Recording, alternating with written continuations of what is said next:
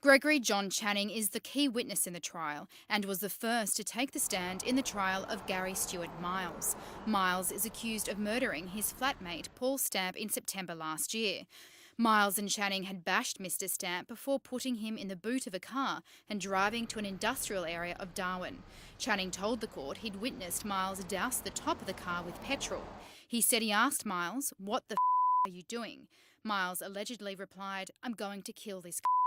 Channing said Miles then set the car alight with Mr. Stump inside before the two fled the scene on foot. Channing has already been sentenced to 5.5 years jail for unlawfully causing serious harm and deprivation of liberty.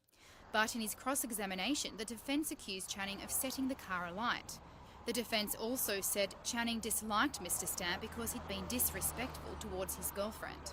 Mr. Tippett said, "You're an aggressive, unhinged man, Mr. Channing, who engages in bizarre behaviour. You burned the car and you killed Mr. Stamp, didn't you?" Channing denied the accusations and said he had no intention of Mr. Stamp dying. He just wanted to teach him a lesson.